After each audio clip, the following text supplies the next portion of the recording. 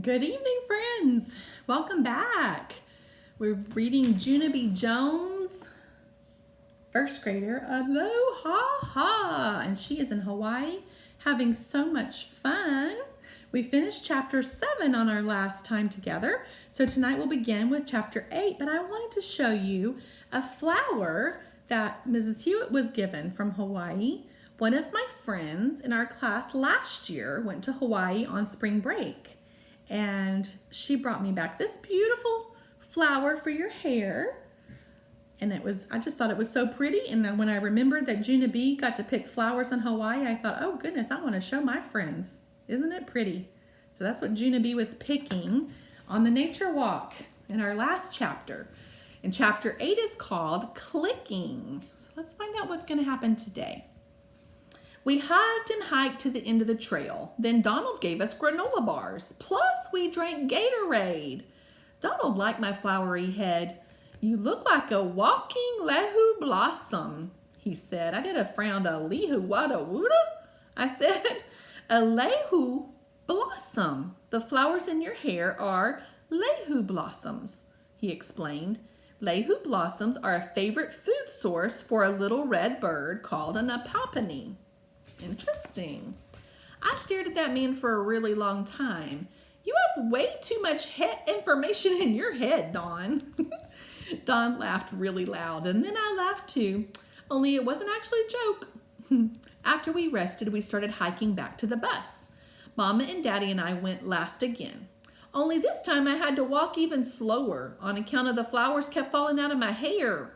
And so I had to keep picking them up and putting them back in my hair. Come on, Junie, said Mama. We need to stay up with the others. If the flowers fall out of your hair, you'll have to just leave them. I did a frown. But I worked very hard on this flower arrangement, I said, and I don't even want to go back to the bus empty-headed. Mama thought for a minute. Then she picked up more flowers from the trail, and she wove them in all over my head. Plus also, she used some bobby pins to hold them. There, that ought to do the trick, she said. Now, come on, let's go. We've got to catch up. So both of us started to run. Only too bad for me because all of a sudden my shoe came loose. And so I quick sat down on the trail to tie it. And that is the last pleasant hiking memory I have. Whoosh. The noise seemed to be by my ear. Whoosh. I did a gasp.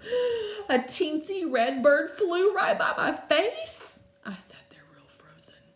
The bird fluttered and flapped and chirped and twerped and dipped and swirled, and then plop, that crazy bird landed on my head. My mouth tried to shout, but no words would come out.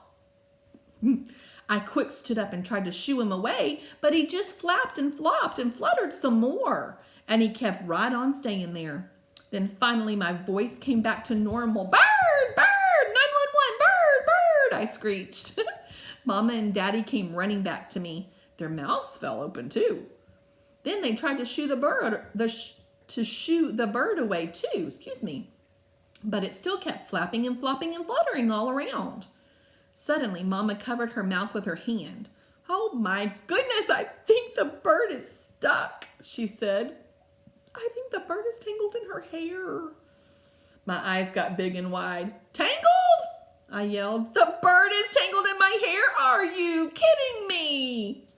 I raised my screech even louder. It's tangled. It's tangled. 911, 911. I hollered. All of the bus people came rushing back at once. Plus Donald came rushing back too.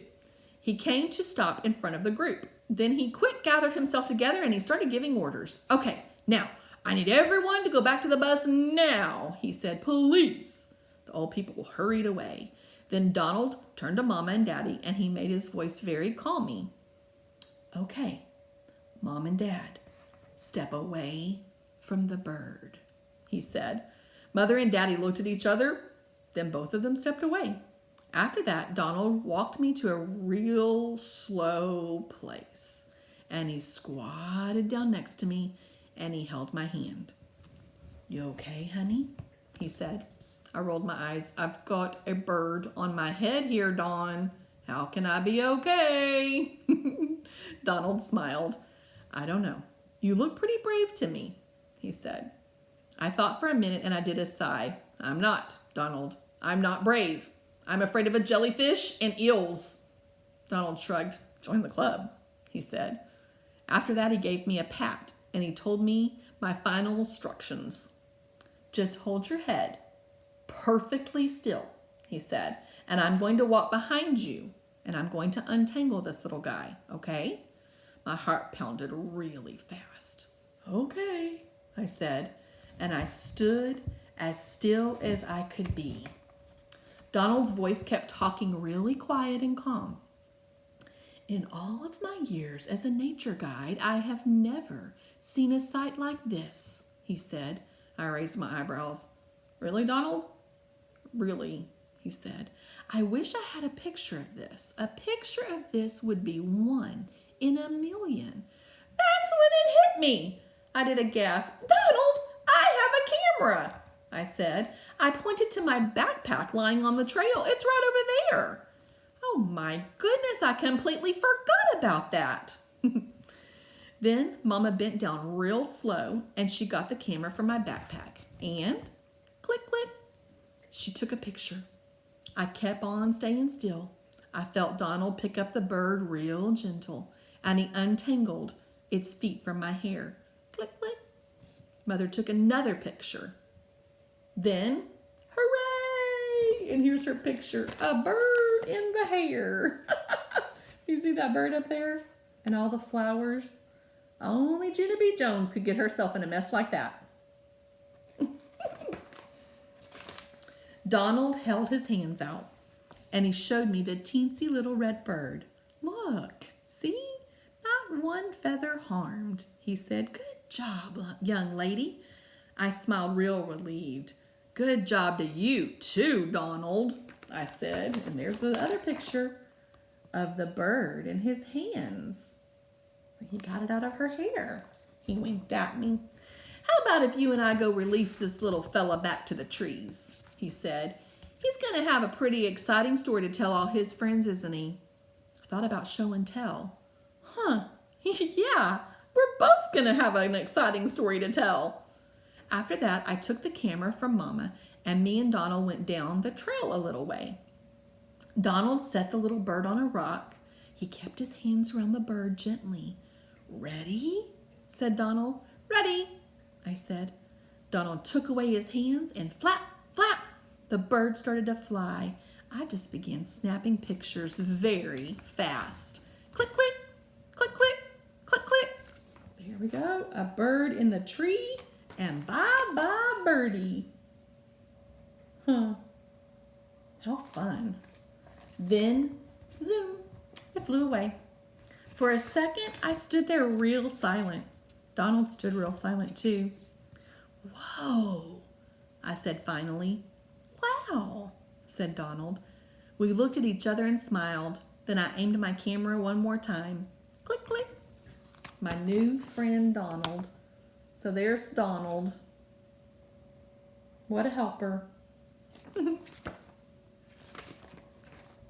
What a chapter. That's awesome. We have 1 chapter left to go. Chapter 9 will be next time we see each other.